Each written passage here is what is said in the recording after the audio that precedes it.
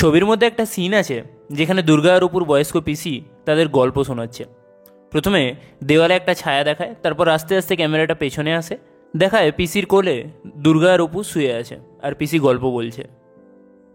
একটা simple scene, ভেতরে কিছু গভীর অর্থ বোঝাতে চায় না, শুধু দেখাতে চায় বয়স্ক পিসির সঙ্গে অপু আর দুর্গার কীরকম বন্ডিং তৈরি হয়েছিল। Welcome to the hermit, Pather Panchali সিনেমাটা দেখলাম। ছবির প্রথমে নাম দেখানোর সময় পশ্চিমবঙ্গ সরকারকে ক্রেডিট দিয়েছে, কারণ ছবি করতে যখন পয়সা কম পড়ছিল তখন ওয়েস্ট বেঙ্গল গভর্নমেন্ট টাকা দিয়ে হেল্প করেছিল।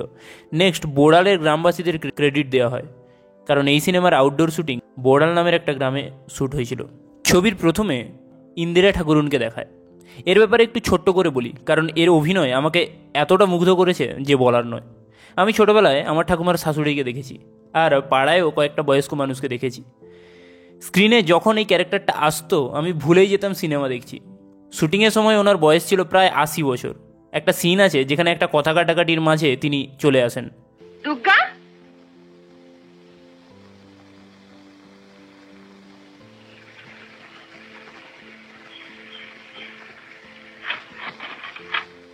তুই নিয়েছিস টুনির মালা? নাও না তুমি। মেয়ে, আপনি হাত তুলছেন কেন? ও মিথ্যাবাদী। দেখি এই ফলগুলো তোমার কোন বাগানে শুনি, দেখি তোল। কি হলো?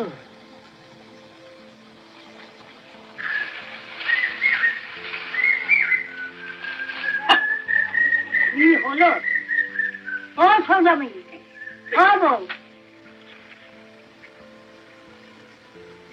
কি হয়েছে?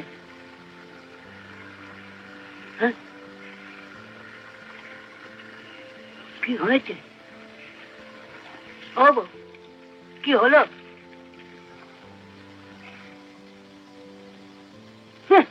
আরো একটা সিন আছে। ও চাদর কোথায় পেলে?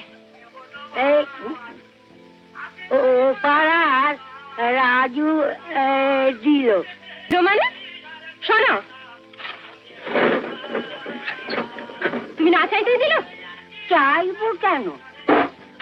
বুড়ো মানুষ সন্ধ্যের পর একটু শীত করে, তাই বললুম। বেশ তো, তারা পড়তে যখন দিচ্ছে তখন খেতেও দিস। ওই দেখো, ওইকে তো বললুম একখানা চাদরের জন্য। উনি কি দেবেন না বলেছেন যে তুমি পরের বাড়ি ভিক্ষে করতে গেলে তোমার লজ্জা করে না? ছি ছি ছি, সে লোকটা কি ভাবলো বলো তো? বুড়ো মানুষের শখ হয় না বুঝি? তুমি শখ করবে? আমার খেয়ে তুমি শখ করবে? আর ছেলে মেয়েগুলো যে দুবেলা ভাত জুটছে না সে খেয়াল আছে তোমার? তাদের শখ হয় না? তাদের ভাত কাপড় জুটলো কি না জুটলো তা দেখবে তুমি? শোনো ঠাকুরজি, তুমি আমার খেয়ে সাতর বেগে বেড়াবে তা হবে না বলে দিচ্ছি, বুঝেছ? শখ করতে হয়তো অন্য ব্যবস্থা দেখো। থাকতে দিবি দিবি, অত কথা দিছে আমার কে ঠাই নাই? বেশ তো, কোথা আছে ঠাই? যাও না সেখানে, আজই যাও, এক্ষুনি।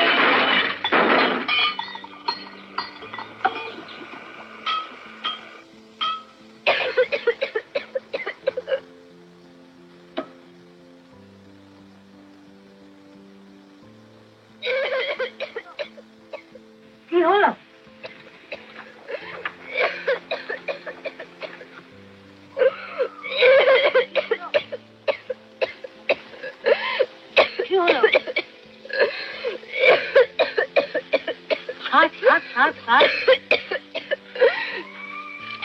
তোমার যেখানে খুশি যেতে পারো ঠাকুরজি, এখানে থাকা হবে না। আমি জানি না আর কোনো মুভিতে এত সাবলীল কোনো বয়স্ক মানুষের ক্যারেক্টার দেখেছি কিনা। অনেকদিন আগে কোথাও একটা পড়েছিলাম 1920 সালের দিকে তিনি নাকি মঞ্চে যাত্রা করতেন। 1930-এ বিগ্রহ আর 1939-এ রিক্তা নামের দুটো ফিল্মে তাকে দেখা যায়। পরে তিনি নাকি রেড লাইট এরিয়াতে বাস করতেন। এই ক্যারেক্টারটার জন্যে তাকে ওখান থেকে খুঁজে আনা হয়। আর তিনি নাকি শুটিংয়ের ধারাবাহিকতার ব্যাপারে খুব খুঁতখুঁতে ছিলেন। মানে ধরো একটা সিনে তার হাতে একটা ঘটি আছে, পরের সিন যদি ওখান থেকে শুরু হয় তাহলে তাকে যেন সেরকমই দেখায় যেরকম আগের সিনে দেখিয়েছিল। ভাবো, 80 বছর বয়সে এসে একটা ছবি তাকে বিশ্বের সিনেমার ইতিহাসে একটা গুরুত্বপূর্ণ জায়গা দিল। কিংবা এটাও হতে পারে তার অভিনয় এই ছবিটাকে বিশ্বের সিনেমার ইতিহাসে একটা গুরুত্বপূর্ণ জায়গা দিল। যাই হোক, ছবির প্রথমে সেজ ঠাকুরুন দুর্গা তাদের বাগান থেকে ফল চুরি করে বলে নালিশ জানায়। পুরো ছবি জুড়ে তার একটা অভিযোগ থাকে দুর্গার ফল চুরি করা নিয়ে। বলবো কাকে? আমার কথা শুনছে মেয়েটা আমার নয়, যার মেয়ে সেই যদি না না গরজ করে তো সে আমিই বলো আর তুমিই বলো, তাতে কি এসে গেল? কিন্তু ছবির শেষে তাদের বাগানে ঝরে পড়ে যাওয়া আম দুর্গার মাকে এসে দিতে আসে। তারা রসুনটা দিই। থাক, আর রসুন দিতে হবে না বাবা, আমগুলো পড়লো সেদিনকার ঝড়ে, তাই বলে নতুন বউকে দিয়ে আসি পথের জন্য। আপনি আবার কষ্ট করে বয়ে আনলেন, তাতে আর কি হয়েছে? তোমাদের তো হাতে তুলে কোনোদিন কিছু দিইনি, নান কটা আম দিলুম।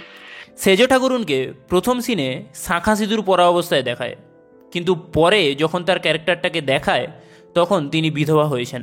এখানে একটা শিক্ষক পাশাপাশি মুদিখানার দোকান চালায় এরকম একজনের ক্যারেক্টার আছে, যে ক্যারেক্টারটা প্লে করেছেন তুলসী চক্রবর্তী।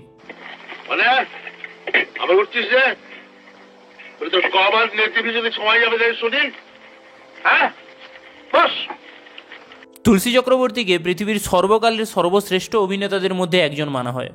সত্যজিৎ রায় বলেছিলেন তিনি যদি বিদেশে জন্মাতেন তাহলে তাকে সম্মানিত করা হতো অস্কার দিয়ে। একটা সিনে চিনিবাজ আসে।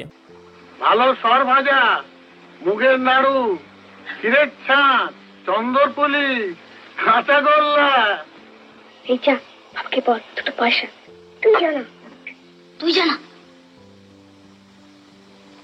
এখন যেমন পাড়ার মোড়ে মোড়ে মিষ্টির দোকান আছে, তখন মাটির হাঁড়ি নিয়ে ঘরে ঘরে মিষ্টি বিক্রি করতে যেত, তাদের চিনিবাস বলতো। একটা সিন আছে যেখানে দুর্গার পিসিমা ইন্দিরা ঠাকুরুন বাতির সামনে সূচে সুতো গলানোর চেষ্টা করে। আমার ঠাকুমাও চোখে কম দেখে, সূচে সুতো গলানোর হলে প্রত্যেকবার আমাকে না হলে মাকে ডাকে। আমি বাড়ি থেকে অনেক দূরে থাকি, তো পিসিমার সিন যতবার দেখি আমার ঠাকুমার কথা মনে পড়ে যায়। অপু এই সিনটায় প্রথমবার বলে রেলগাড়ির কথা। রেলগাড়ি দেখেছিস? হেলমেটে কথা? তুই রেলের রাস্তা কোথায় জানিস? কোথায় রে? ওই তো সোনাডাঙ্গার মাঠ, তারপর ধানক্ষেত, তারপর রেলের রাস্তা। একদিন যাবি? তারপর একবার রেলগাড়ি দেখে।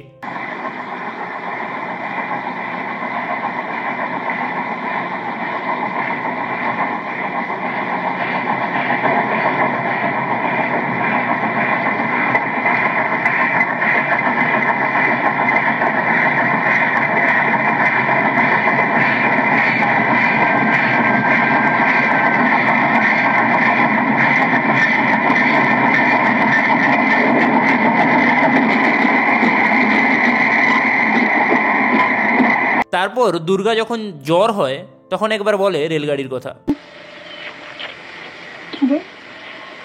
এবার জ্বর ছাড়লে একদিন রেলগাড়ি দেখতে যাবো। হ্যাঁ, আগে থাকতে যাবো, তাহলে ঠিক দেখতে পাবো। হ্যাঁ, যাবি তো? কিন্তু তার আর রেলগাড়ি দেখা হয় না। দুর্গা অপুকে অনেকবার জিভ দেখিয়ে ভেঙচি কাটতো। পরে যখন দুর্গার জ্বর হয় ডক্টর বলে, জিভটা দেখি তো না। এই সিনটা আমার কাছে হার্ট ব্রেকিং ছিল। অপুর বাবা বলে, একটা নতুন পালা মাথায় ঘুরছে, বভ্রুবাহন। বভ্রুবাহন মহাভারতের একটা ক্যারেক্টার, যিনি অর্জুন আর চিত্রাঙ্গদার ছেলে ছিলেন। ছবিতে দুর্গাপূজা উপলক্ষে একটা পালা দেখায়। সাবধান সাবধান নিচ নাগরাজ, প্রেতপূর্ণ হেন ভাষা উচ্চারিলে পুনঃ উৎপাটিত করি পাপ রসনারে তোর ফেলে দেব শ্রীগাল কুক্কর মুখে ধরার কল্যাণে। ধরার কল্যাণে হেতু নাসি পায় ভরি পিতা, ত্যাগ করে হেন সংকল্প, নিজ হাতে দিও না গো কন্যার বৈভব। দূর হরে সাইরিনি নাগিনী। সুজাতা সুজাতা, কেন ভলো আপন গৌরব? আর নহবালা তুমি নাগের নন্দিনী, মানব গৃহিণী তুমি সহ্য কুলবোধ।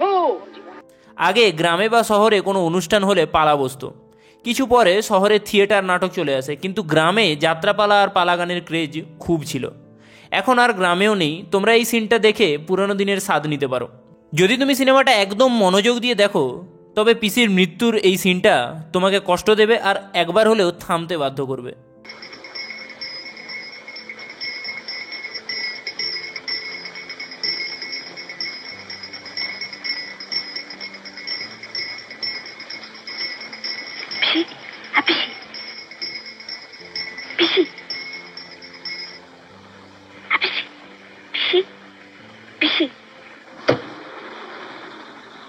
কারণ সিনেমার প্রথম থেকেই পিসির ক্যারেক্টারটাকে অনেকগুলো সিন দিয়েছে, আমরা তার সঙ্গে কানেক্ট করে গেছি আর তখনই মৃত্যু হয়েছে তার। এখনকার কিছু কিছু মুভিতে অনেক মানুষের মৃত্যু দেখায়, কিন্তু অডিয়েন্সের কিছু ফিল হয় না, কারণ ক্যারেক্টারটাকে গুরুত্বপূর্ণ দৃশ্যে না দেখিয়েও সেই ক্যারেক্টারটা যে সিনেমার গুরুত্বপূর্ণ চরিত্র এটা প্রমাণ করার চেষ্টা করা হয়।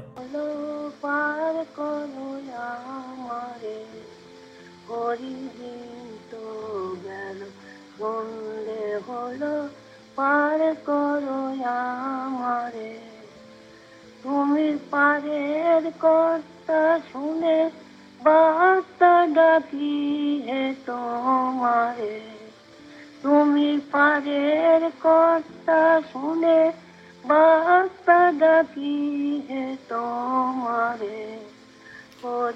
দুর্গার মা দুর্গাকে অনেকবার বাগান থেকে জিনিস চুরি করতে মানা করে, কিন্তু সংসারে যখন তীব্র অভাব আসে তখন সেই নারকেল একটা গুড়িয়ে নিয়ে আসে। অপুর মা দুর্গার মরে যাওয়ার কদিন নিজের ইমোশন ধরে রাখে, কিন্তু যখন অপুর বাবা ফিরে আসে তখন নিজের কান্না সে ধরে রাখতে পারে না।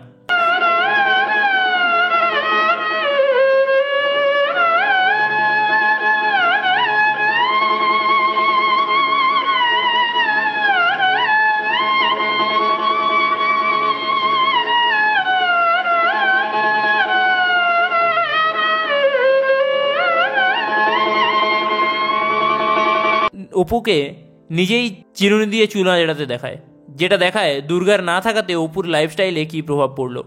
সেজ ঠাকুরুন দুর্গার মাকে একবার হার চুরি নিয়ে দুর্গার ব্যাপারে নালিশ করে। কি শিক্ষাই দিয়েছ মেয়েকে?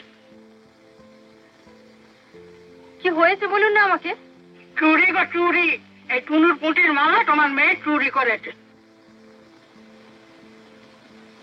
চুরি করেছে?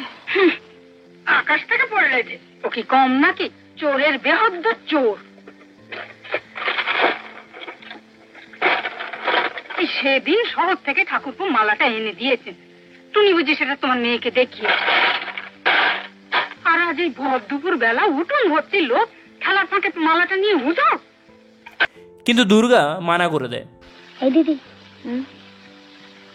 তুই টুনিদির মালা নিয়েছিস? কে নিয়েছে রে? যাই না গো। যখন তারা বাড়ি ছাড়ার জন্য গোছগাছ করছিল তখন অপু ওই হারটা খুঁজে পায় আর পুকুরের মাঝখানে ছুড়ে দেয়।